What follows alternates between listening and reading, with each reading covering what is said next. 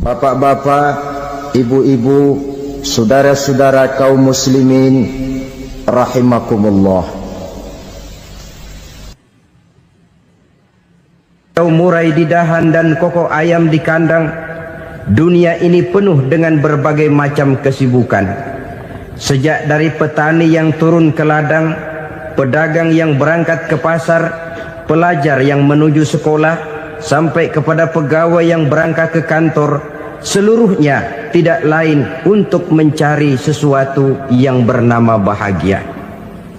Setiap orang menginginkan kebahagiaan, dan tidak seorang pun menginginkan kesengsaraan dalam kehidupan ini. Namun nyatanya tidak setiap orang yang ingin bahagia mengetahui jalan yang harus ditempuhnya untuk sampai kepada kebahagiaan itu. Maka pada kesempatan pertemuan kali ini, saya ingin menyampaikan sebuah hadis dari junjungan kita baginda Nabi besar Muhammad sallallahu alaihi wasallam yang termuat dalam kitab Mukhtarul Ahadits An-Nabawiyah, di mana beliau bersabda, arba'un min sa'adatil mar'i. Ada 4 perkara yang merupakan tanda dari orang bahagia.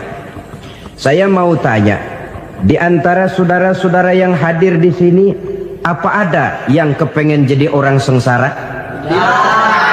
Seluruhnya tentu ingin mendapatkan kebahagiaan. Maka menurut resep dari Nabi kita, tanda orang bahagia itu 4. Jadi kalau saudara ingin bahagia, harus mempunyai 4 perkara ini. Yang pertama, orang bahagia itu kata Nabi, darun wasi'un. Punya rumah biar bagus asal gede. Enak ngaturnya, daripada sudah punya rumah kecil adanya di pinggir kali, gubuk, kalau hujan bocor miring lagi, kiamat. Loh, kalau gitu Islam materialis dong. Hadis ini boleh diartikan dengan makna hakiki, arti yang sebenarnya, boleh diartikan dengan makna majazi, arti kiasan. Kalau dia diartikan dengan arti kias, maka yang dimaksud darun wasi'un ay qalbun wasi'un. Rumah yang luas tidak lain daripada hati yang lapang. Karena di situ kunci kebahagiaan yang sebenarnya. Walaupun kita cuma tinggal di petak berukuran 2 kali 3 meter, kalau hati kita luas-luas rasanya rumah itu. Tapi biar rumah kita halamannya saja puluhan ribu hektar, ada kolam renangnya, kamar tidurnya tidak lagi terhitung. Kalau hati yang menempati rumah itu sempit, maka akan terasa sempit jugalah rumah itu. Tempat bergantungnya tidak lain adalah hati. Marilah kita mencoba melihat berbagai pandangan orang tentang bahagia ini. Ada orang menyangka bahwa bahagia itu kalau dia mendapatkan harta yang sebanyak-banyaknya. Siapa yang banyak harta, dialah raja. Apa yang dia mau, seluruhnya bisa dibeli. Keamanannya, dia bisa menyewa petugas. Seluruh fasilitas untuk menyenangkan kehidupannya bisa dibeli. Pendeknya, hartalah segala-galanya dalam kehidupan. Sampai ada pepatah mengatakan, innad darahima fil amakini kulliha taksur rijala mahabatan wa jalala. Sesungguhnya harta, dinar, dirham, uang di mana-mana selalu bikin hebat orang yang memilikinya. Coba lihat, orang yang punya duit sama yang enggak punya duit, jangan gaya hidupnya, gaya jalannya aja lain. Wahia lisanun liman arada fasahatan, wahia silahun liman arada qitala. Uang adalah senjata yang paling ampuh bagi orang yang mau pergi perang, dan lidah yang paling fasih bagi orang yang mau bicara. Kalau bicara dengan lidah macet, cobalah bicara dengan harta, lancar. Sampai ada pepatah demikian, segalanya bisa diatur dengan harta. Maka di kalangan orang yang berpandangan semacam itu, seluruh kegiatan hidupnya hanya terfokus kepada bagaimana mengumpulkan harta yang sebanyak-banyaknya. Tidak peduli halal haram, tidak kenal sore pagi siang dan malam, tidak sempat sujud, jauh dari agama, jauh dari kehidupan yang bersifat ruhaniyah, jauh dari Allah dan sebagainya. Sampai dalam Al-Quran dikelompokkan dalam kelompok yang dinamakan lumazah. Allazi jama'a malahu wa 'addadah yahsabu anna malahu akhladah. Mereka mengumpul-ngumpulkan harta sebanyak-banyaknya dan menyangka bahwa harta yang banyak itu dapat mengekalkan hidupnya, mengekalkan kekayaannya, mengekalkan kebahagiaannya. Saudara hadirin yang berbahagia, kalau pandangan hidup ini benar, artinya kalau harta memang merupakan satu-satunya hal yang dapat membuat orang bahagia, tentu di rumah mewah tidak akan pernah ada tangis derita. Tentu di satu tempat di mana fasilitas hidup serba menunjang tidak ada yang namanya penderitaan. Tapi suka dan duka, sedih dan gembira, senyum dan tawa adalah milik setiap orang, baik dia punya harta maupun dia tidak punya harta. Nyatalah bahwa harta semata-mata bukan merupakan jaminan bahwa orang akan bahagia, walaupun tanpa harta orang sulit untuk bahagia.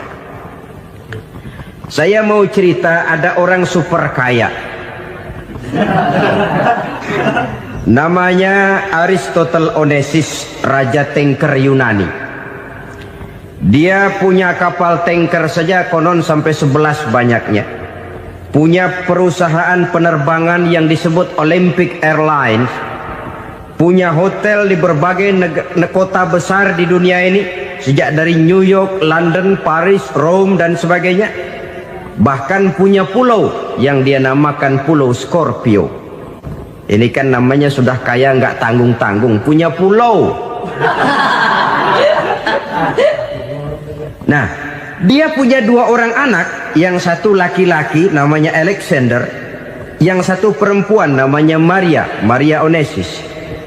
Seluruh harapannya tertumpah kepada anak lakinya Alexander ini, yang akan meneruskan usahanya, meneruskan kekayaannya, meneruskan dinastinya. Apa yang terjadi? Ternyata anak yang dia harapkan yang bernama Alexander ini mati muda dalam kecelakaan pada waktu dia olahraga. Apa olahraganya? Namanya olahraga anak orang kaya, golongan jet set. Olahraganya olahraga pesawat terbang. Jatuh, ya nggak kapungut, habis mati. Tinggal satu anak perempuannya, Maria Onassis. Tapi anak perempuan ini juga malah urakan. Terakhir dia pacaran, bahkan kemudian kawin sama orang Rusia. Rupanya Aristotle Onassis ini broken. Kekayaannya yang berlimpah ruah, perusahaannya yang begitu banyak, siapa yang akan meneruskan? Siapa yang akan menggantikan? Sampai kemudian dia mengurung diri di Pulau Scorpio dan mati di sana secara mengenaskan. Seorang multi jutawan, seorang yang super kaya, mati menyendiri di pulau sepi. Ibarat kata pepatah, anak ayam mati di lumbung. Bukan kekurangan makanan, keurugan makanan. Begitu kehidupan Aristotle Onassis. Dan banyak orang-orang yang sudah demikian kaya sampai dibingungkan oleh kekayaannya sendiri. Telusurilah kehidupan David Rockefeller misalnya, Henry Ford misalnya, Adnan Khashoggi misalnya. Multi jutawan yang kadang-kadang dibuat keder oleh kekayaannya sendiri. Pantas ketika Imam Ali ditawarkan orang, "Ya Ali, kalau kepadamu disuruh pilih ilmu atau harta, kau pilih mana?" Ya jelas pilih ilmu dong. Kenapa? Pertama, ilmu kalau kita berikan kepada orang lain tambah. Tapi harta kalau kita berikan kepada orang lain kurang. Saudara punya uang 10.000, dibagi orang 5.000, jelas uang saudara berkurang. Tapi saudara punya ilmu diberikan kepada orang lain bisa, saudara pun makin mantap. Tidak lantas jadi bodoh karena ngajarin orang. Saudara bisa Fatihah lalu mengajarkan orang Fatihah. Orang bisa, saudara pun makin hafal. Tidak lantas setelah diajarin orang ilmunya hilang. Begitu datang dia minta orang, tolong ajarin saya Fatihah, udah habis, nggak ada.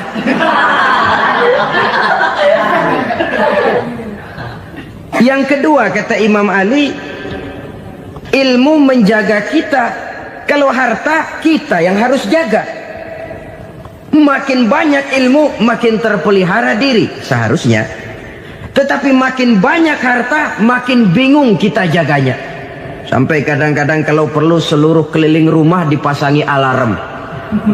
Belum cukup disewakan anjing besar-besar, pasang di depan pintu, awas anjing galak. Masih belum cukup juga cari centeng tukang-tukang kepruk jaga rumah. Masih terasa belum aman padahal rumahnya dikelilingi tembok besar. Di balik tembok ada pintu-pintunya tebal. Di balik pintu itu terbuka masuk kamar, kamar pun ada pintunya, pintunya pun kuat. Masuk ke dalam kamar ada lemari, lemarinya pun pintunya kuat, dikunci, kuncinya pun kuat. Tapi terhadap seluruhnya yang timbul cuma sekedar was-was saja. Kesimpulannya sekali lagi, tanpa harta orang memang sulit untuk bahagia. Tapi harta semata-mata tidak merupakan jaminan orang akan bahagia. Dengan hati yang luas, itu modal utama untuk mencapai kebahagiaan hidup. Orang yang hatinya luas, saudara-saudara, punya hati yang lapang, melihat kenyataan hidup ini, dia bersyukur senantiasa kepada Allah. Lantas tidak timbul hasud dan iri hatinya. Oleh karena itu, jiwanya selalu lapang. Kalau tidak, cupik hati namanya. Dangkal pandangan, tidak senang melihat orang lain dapat nikmat, dan itu sering dijadikan contoh. Kalau orang yang lapang dada, dia lihat tetangganya beli TV baru, dia berkata, alhamdulillah ya, tetangga kita beli TV, mudah-mudahan kita bisa ikut nonton. Lapang dadanya. Tapi orang yang sempit hati, lihat tetangga beli televisi, meriang. Enggak dia apa-apain, meriang. Besoknya dengar tetangga beli motor, makin sakit, ke rumah sakit. Lalu di rumah sakit dengar tetangganya beli mobil, mati. Disiksa oleh perasaannya sendiri. Orang kalau hati sudah sempit dalam hidup, kemanapun dia pergi, sempit rasanya medan kehidupannya. Kemudian kita melihat juga ada orang yang menilai bahwa bahagia itu katanya kalau punya kedudukan yang tinggi, pangkat yang agung, wibawa yang besar. Mungkin betul, tapi mungkin juga tidak. Bergantung kepada hati orang yang punya pangkat itu. Sama dengan harta tadi. Harta akan membawa bahagia kalau dia jatuh ke tangan orang yang berhati lapang. Tapi harta akan jadi bencana kalau jatuh ke tangan hati orang yang sempit. Pangkat akan membawa bahaya kalau jatuh di tangan hati orang yang sempit. Lebih dari itu, kenyataan mengajarkan kepada kita bahwa ternyata pangkat dan jabatan tidak selamanya memberikan kebahagiaan dalam kehidupan. Bahkan resikonya kelewat besar. Beberapa bukti kita bisa ambil dari para pemimpin dunia yang menjadi korban lantaran pangkat dan jabatan yang disandangnya. Saudara ingat Presiden Abraham Lincoln dan John Kennedy dari Amerika? Dibunuh orang. Park Chung-hee dari Korea Selatan, Ziaur Rahman dari Bangladesh, Anwar Sadat dari Mesir, terakhir Indira Gandhi dari India, menjadi korban dari pangkat dan jabatan yang disandangnya dari orang-orang yang tidak senang dia memegang jabatan itu. Dia akan mudah mengundang bencana. Sehingga pantas kalau seorang presiden terkemuka Amerika, Harry Truman namanya, dia mengatakan jabatan presiden itu, kata dia, seperti orang nunggang macan, naik macan. Harus kita taiki, kalau enggak dia bakal nerekam kita. Ngeri katanya. Adapun orang yang hatinya lapang, kalau dia menerima pangkat dan jabatan, dianggapnya itu satu kesempatan untuk berbuat baik.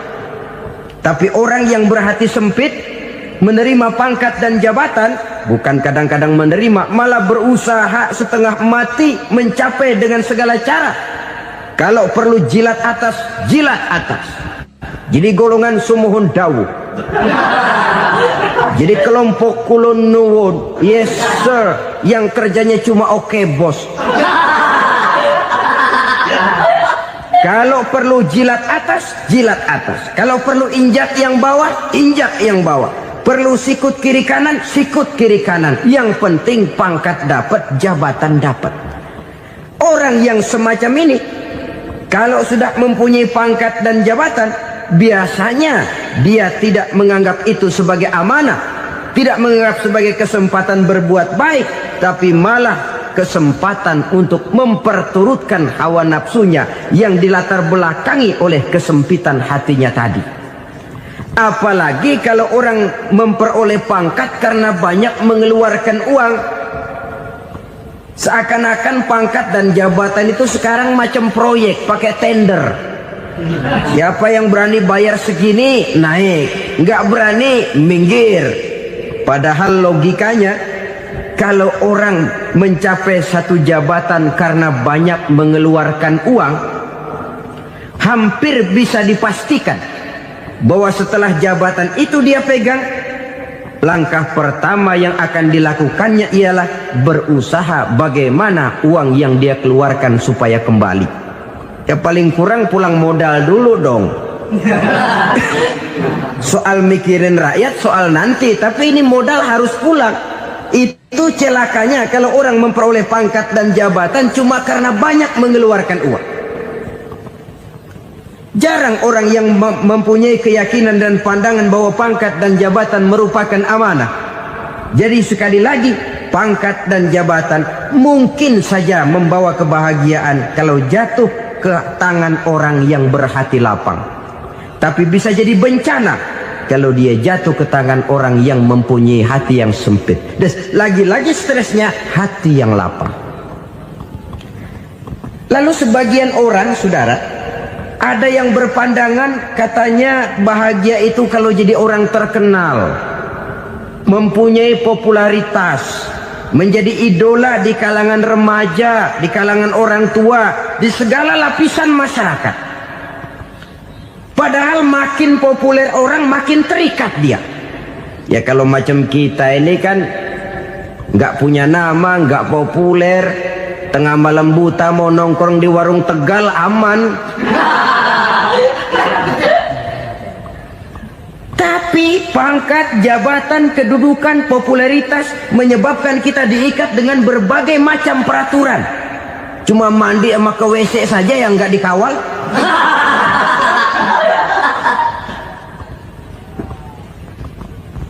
Benarkah popularitas, ketenaran membawa kebahagiaan? Mungkin.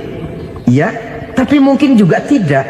Kenapa? Banyak orang-orang populer yang mengakhiri hidupnya secara tragis. Kita ambil beberapa nama. Di Amerika tahun 60-an ada bintang seksi paling terkenal yang dijuluki seks bom. Bom seksi. Sampai sekarang jadi legenda, namanya Marilyn Monroe. Singkatan doublenya itu inisialnya MM, Marilyn Monroe. Terkenal top sampai dia mati tahun 62. Namanya sekarang masih saja dibicarakan orang. Kenapa dia bunuh diri? Tidak punya hartakah dia? Banyak. Kurang populerkah dia? Seluruh dunia mengenalnya. Sejak rakyat kecil sampai pejabat tinggi dia punya hubungan. Kenapa? Jenuh. Dia terlahir dalam keadaan yatim. Setelah itu tidak lama dia berangkat remaja, ibunya meninggal. Pindah dari wanita asuh ke wanita asuh sampai 12 orang ibu angkatnya. Dan kekecewaan yang paling parah, setiap laki-laki yang dekat dengannya hanya seperti kapal berlabuh, datang dan pergi silih berganti. Padahal dia merindukan seseorang yang bisa melindungi hidupnya. Dia rindukan itu dan dia tidak pernah menemukan.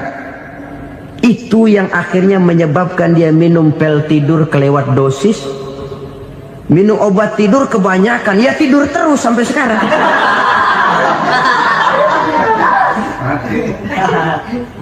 Dia mengakui, saya telah memiliki ketenaran, tapi saya tidak pernah hidup dalam ketenaran itu.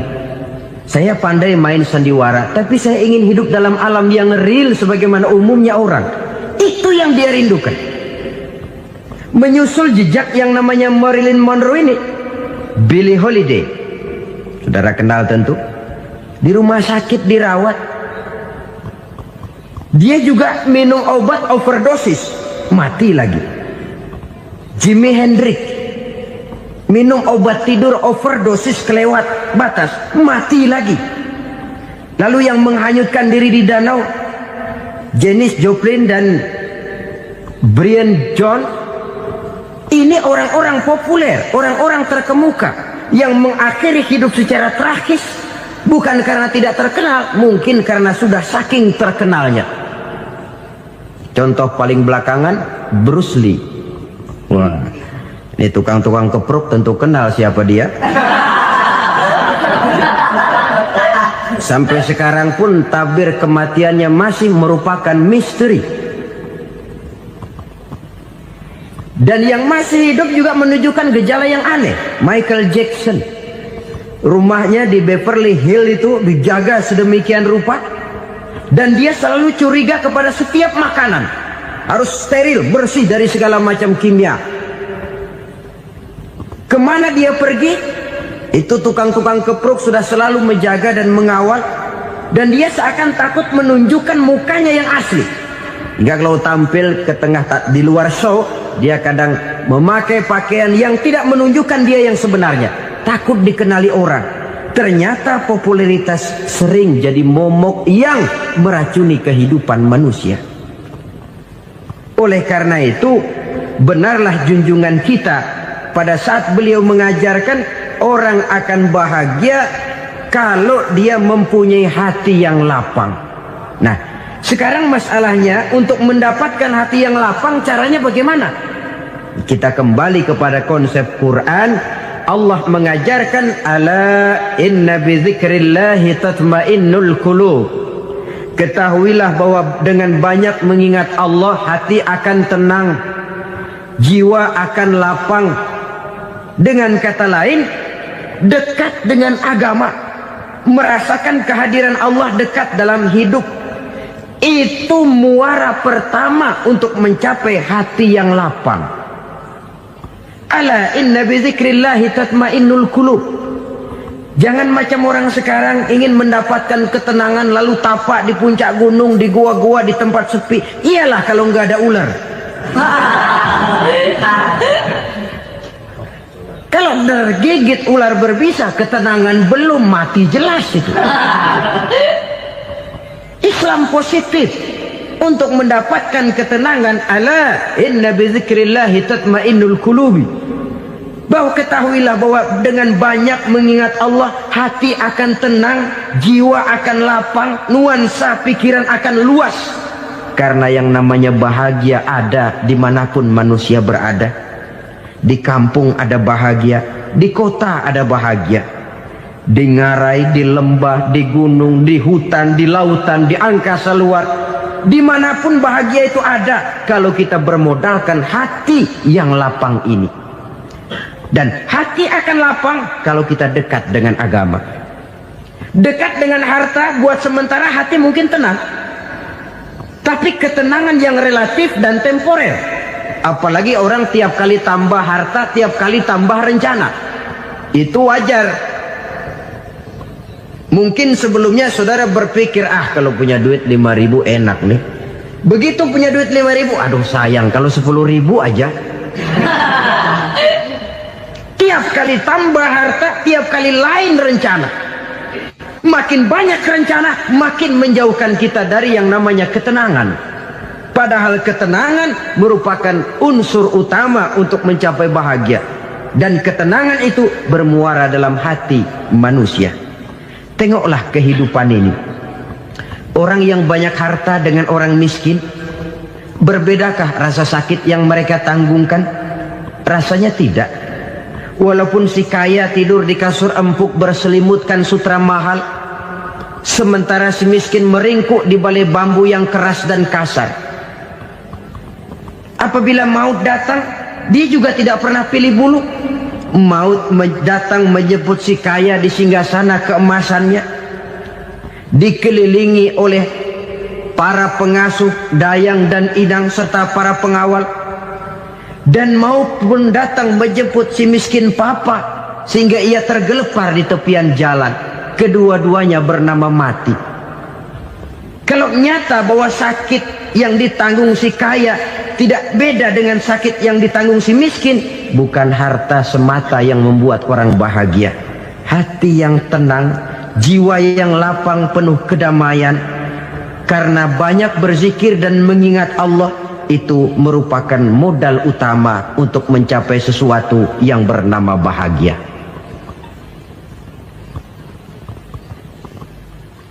Saudara hadirin yang saya hormati, inilah yang pertama dari 4 ciri yang digambarkan oleh Nabi tentang tanda-tanda orang bahagia. Dan harus berangkat dari yang pertama ini, hati yang lapang. Ini yang harus kita miliki lebih dahulu. Baru nanti akan menyusul kepada poin yang ketiga, kedua, dan selanjutnya. Sebab kalau hati sudah terisi dengan jiwa yang lapang, seluruh persoalan insya Allah akan bisa kita atasi dengan sebagaimana mestinya. Yang kedua sekarang, tanda orang bahagia menurut baginda Nabi, markabun syariah. Orang bahagia itu, kata beliau, punya kendaraan biar cepat asal lancar. Artinya kemana dia mau pergi mudah. Apa maksud hadis ini? Kalau kita kaji lebih dalam, kendaraan itu kan alat transportasi. Transportasi tidak lain adalah usaha memudahkan komunikasi. Pindah dari situ kepada teori bahwa manusia adalah zon political, makhluk bermasyarakat yang tidak bisa memenuhi kebutuhan hidupnya secara sendirian. Kita memerlukan keberadaan orang lain dalam kehidupan ini. Untuk memakai baju saja kita sudah perlukan petani yang tanam kapas, pabrik yang memintal kapas jadi benang, pabrik yang menenun benang jadi kain, sampai kepada mesin jahit, sampai kepada tukang jahit. Itu cuma untuk memakai pakaian saja. Tidak seorang pun di antara kita yang sanggup memenuhi kebutuhan hidupnya secara sendiri. Kita perlu orang lain. Maka kebebasan dalam arti mutlak, kebebasan tanpa batas, itu tidak mungkin ada dalam kehidupan. Karena kita mengadakan yang disebut interaksi sosial. Setiap kegiatan kita tentu melibatkan orang lain. Menurut kita barangkali kita bebas jalan di jalan raya semaunya, tapi orang lain berkendaraan pun merasa bahwa ini ada juga jalan haknya, dan begitu selanjutnya. Oleh karena itu, maksud dari kendaraan yang cepat ini adalah khulata'uhu ma'as solihin. Lingkungan pergaulannya terdiri dari orang-orang soleh. Pergaulannya luas. Kemana dia pergi ada temannya. Kesulitannya ada tempat dia cerita. Dan kesulitan kalau sudah diceritakan kepada orang lain, taruh kata orang itu tidak bisa menolong, namun menceritakannya kepada orang yang kita percayai, kan paling kurang sudah mengurangi beban jiwa, mengurangi tanggungan batin, merasa masih ada tempat kita cerita. Maka lebih baik orang awam yang mau bergaul ketimbang orang setengah alim tapi ngunci pintu.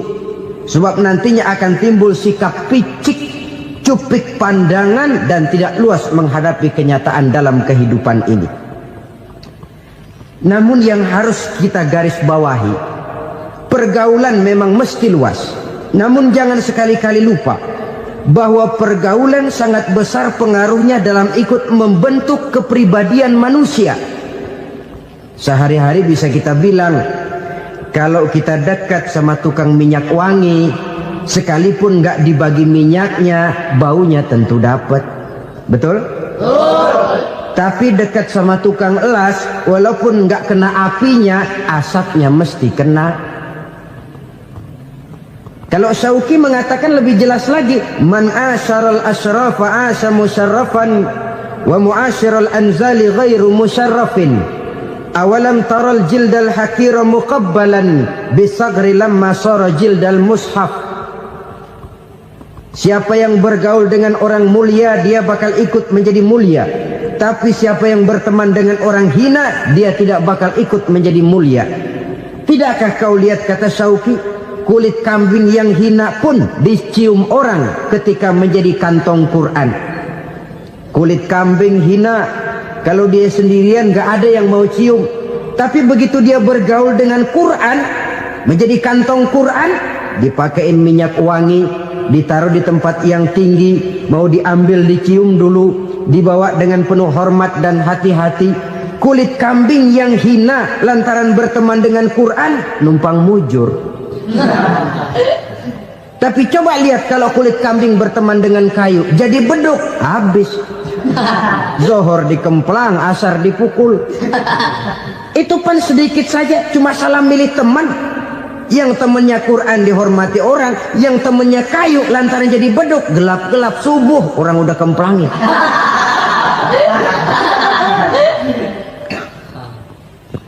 Maka terutama kepada adik-adik remaja yang masih mencari identitas diri, yang ibarat kaset masih kaset kosong, mudah diisi oleh apapun, pandai-pandailah memilih teman dalam bergaul. Karena banyak orang yang tadinya baik-baik, ketika terseret dalam pergaulan dengan orang yang tidak baik, kebaikannya menjadi lentur dan luntur. Tapi berapa banyak bajingan-bajingan tengik, orang-orang yang berlumur noda dan dosa, tiap hari melakukan maksiat, namun bergaul dengan orang yang baik-baik, pada akhirnya sedikit demi sedikit beringsut dan berangsur dia terbiasa mengikuti kebaikan-kebaikan. Saya tekankan ini kepada remaja karena mereka masih mencari identitas diri. Apa yang mereka lihat mereka mau, apa yang mereka dengar mereka ingin tahu. Coba lihat kehidupan remaja.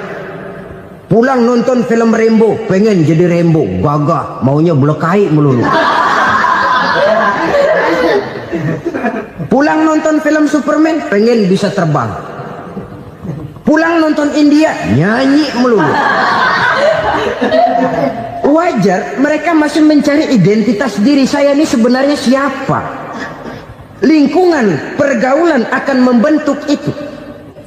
Karena itu pandai-pandailah bergaul, karena ia sangat besar pengaruhnya dalam ikut membentuk kepribadian manusia.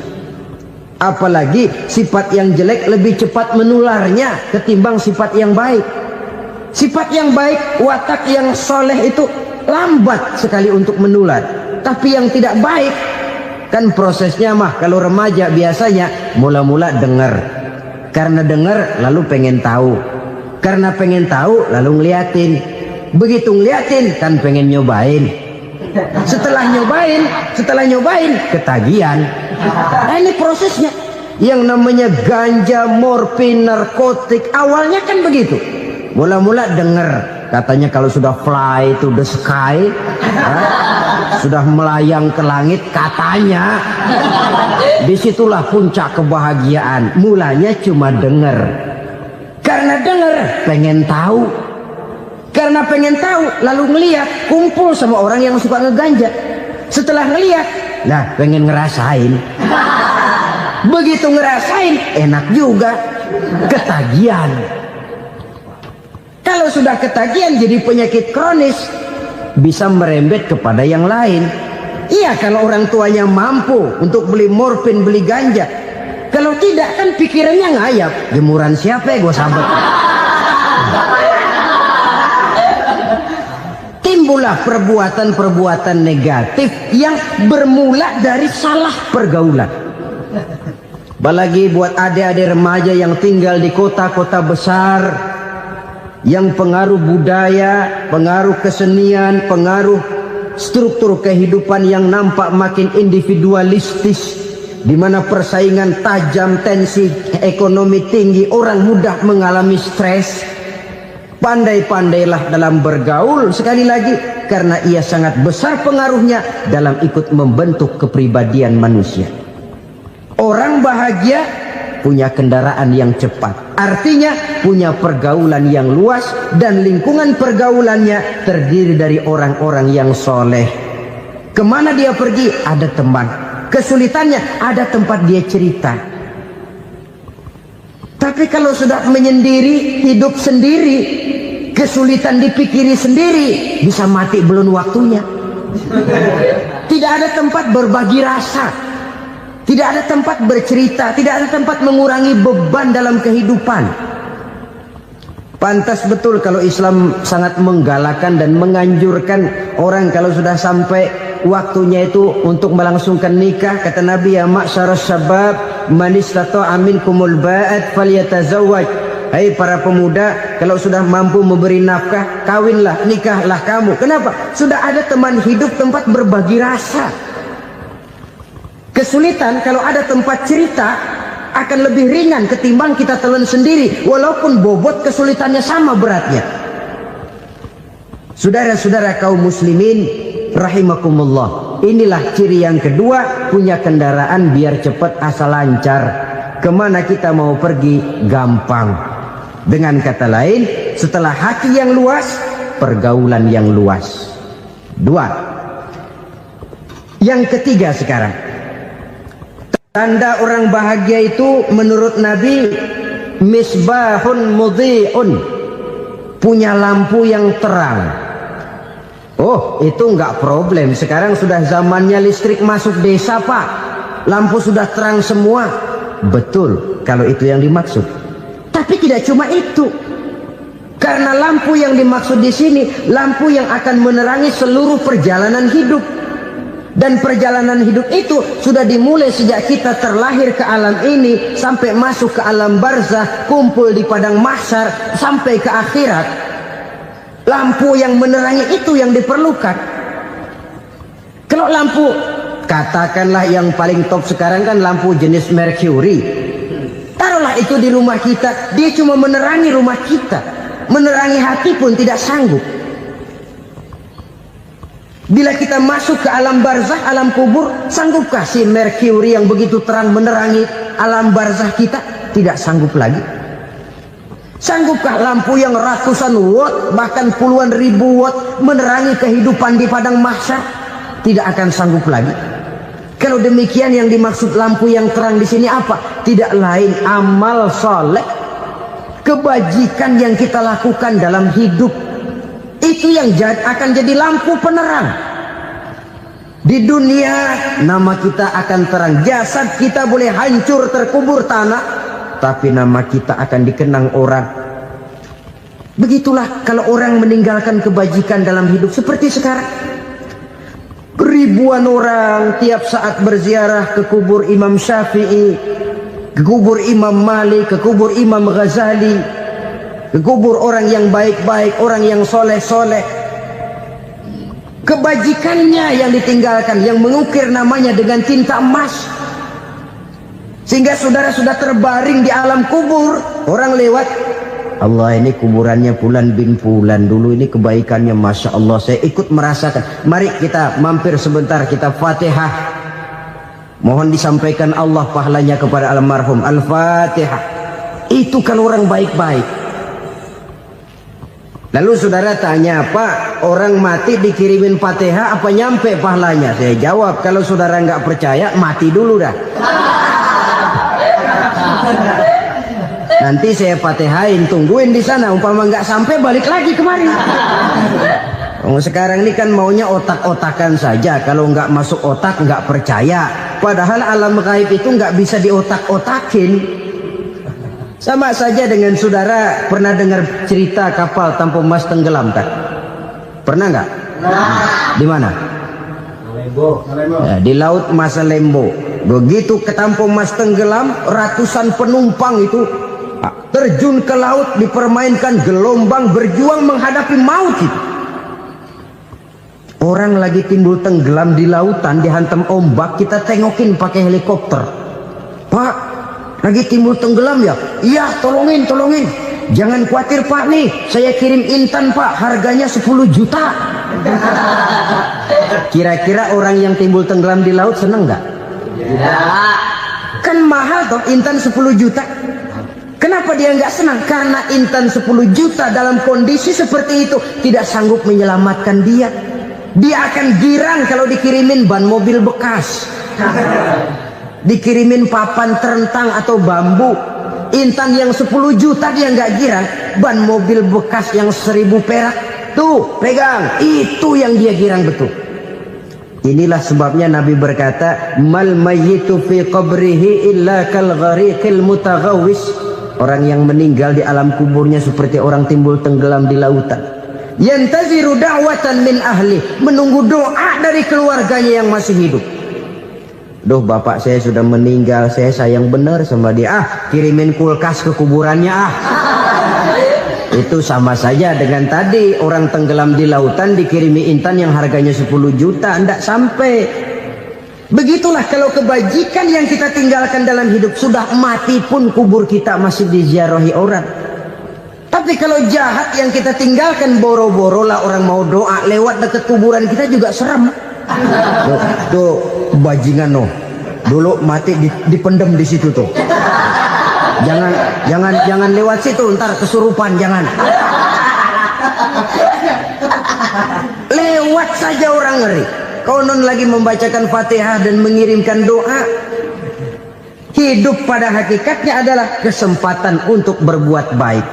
Maka sekali kesempatan itu diberikan, manfaatkan dengan sebaiknya. Sebab kesempatan kedua tidak akan pernah ada.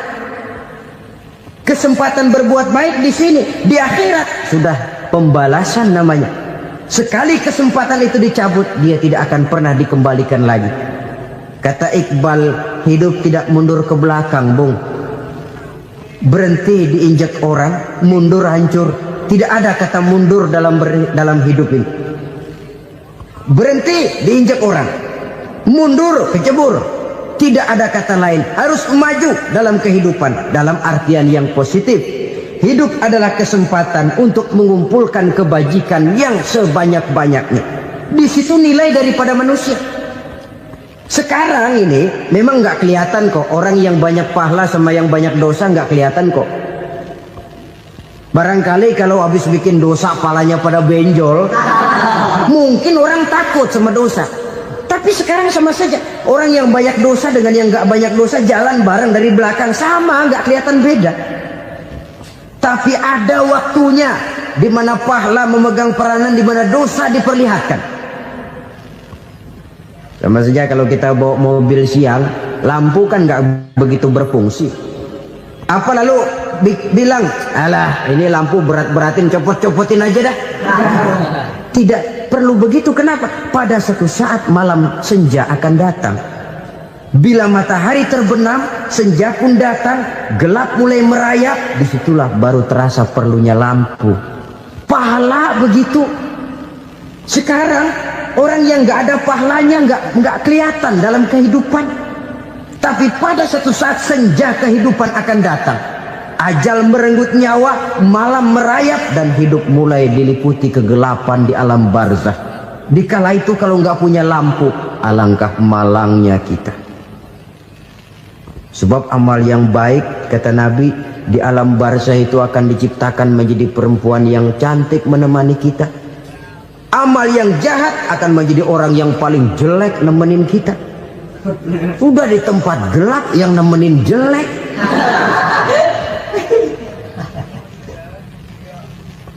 Kaum muslimin rahimakumullah.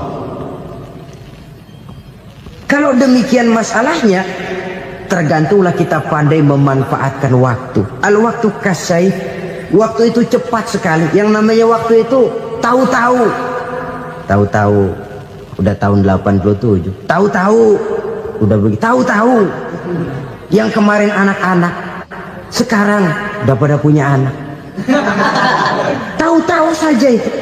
Begitu cepat waktu berlalu. Kalau tidaklah pandai kita memanfaatkannya, akan rugi kita. Nabi bersabda, "Man kana yaumuhu khairun min amsihi fahuwa rabih." Barang siapa yang hari ini lebih baik daripada hari kemarin, itu orang untung. Hari ini lebih baik daripada kemarin.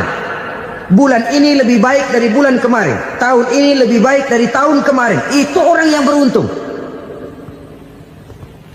Tahun kemarin sembayangnya maghrib doang, sekarang udah tambah isya. Tahun kemarin cuman Idul Fitri aja ngancem bener, sekarang udah tambah Jumat, lalu tambah lagi maghrib, tambah lagi isya, dan selanjutnya. Hari ini lebih baik daripada kemarin, itu orang yang beruntung.